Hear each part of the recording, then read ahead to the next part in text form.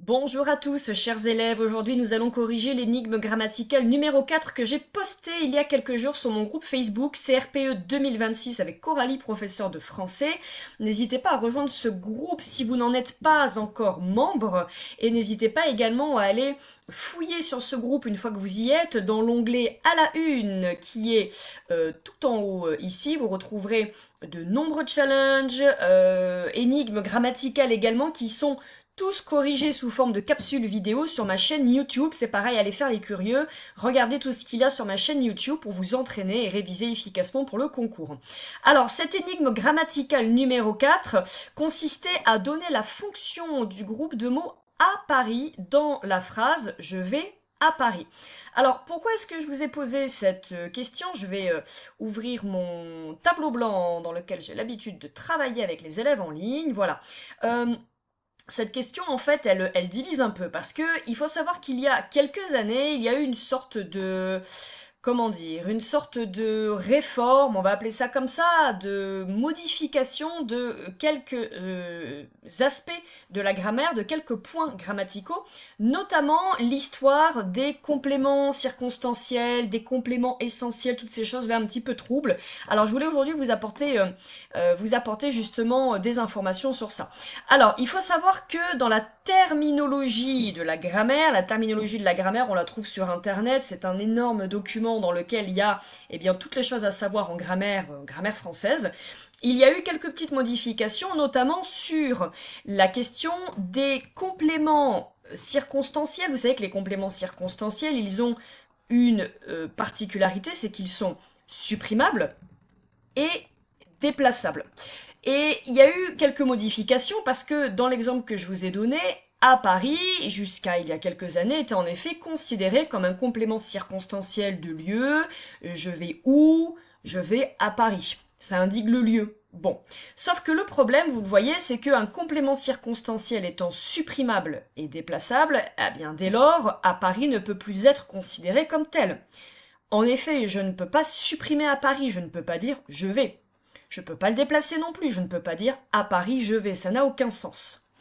En revanche, à Paris correspond, on va dire, répond à d'autres critères qui feraient de lui plutôt un complément d'objet indirect. Le complément d'objet indirect, il est dit essentiel par rapport au verbe.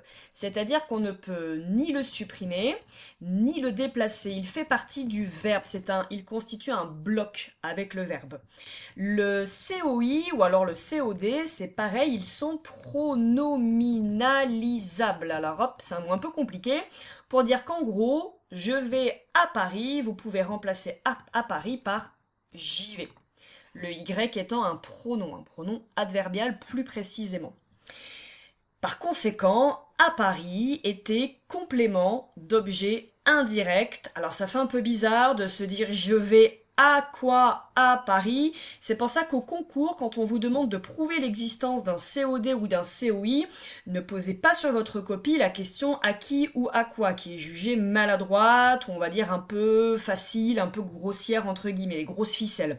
Préférez pronominaliser les COD ou les COI pour prouver leur existence. Faites attention également dans tout ce qui concerne les verbes de mouvement, les verbes de déplacement.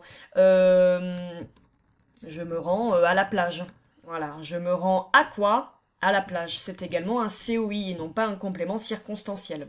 Méfiez-vous des verbes de poids, de mesure. Si je vous dis il pèse 100 kilos, eh bien 100 kilos aurait fut un temps été considéré comme un complément circonstanciel de poids, de je ne sais quoi. Aujourd'hui, il est considéré comme un COD.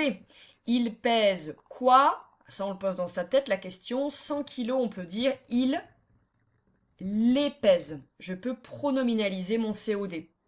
100 kilos n'est pas supprimable. Je ne peux pas dire il pèse. Point. Je ne peux pas dire je me rends. Point. C'est pour cela que ces groupes de mots ne font plus partie des compléments circonstanciels que parfois on appelait compléments circonstanciels essentiels ou parfois j'ai vu aussi non supprimables. Bon, et bien maintenant c'est COD ou COI. Pareil pour les verbes de mesure. Elle mesure 1 mètre 50. Eh bien, elle mesure quoi? 1,50 m. 1,50 m, ici c'est un COD. Elle le mesure. Voilà, voyez, on peut le pronominaliser de cette manière et c'est pareil, je ne peux pas supprimer 1,50 m ni le déplacer. Donc l'énigme est résolue, il s'agissait d'un COI. Méfiez-vous cependant donc au concours, si jamais on vous met un petit exemple comme ça, à ne pas vous tromper, à ne pas les considérer comme des compléments circonstanciels. Je vous donne un exemple de complément circonstanciel de lieu. Dans le jardin, les oiseaux chantent. Dans le jardin, c'est bel et bien un complément circonstanciel. Je peux le supprimer. Les oiseaux chantent, je peux le déplacer. Les oiseaux chantent dans le jardin. Là, on est vraiment dans un complément circonstanciel qui remplit tous les critères demandés. Voilà, bon courage pour vos révisions. N'hésitez pas, comme je vous l'ai dit, donc à fouiller, farfouiller sur ma chaîne YouTube et dans le groupe Facebook. Et à bientôt pour de nouvelles aventures linguistiques.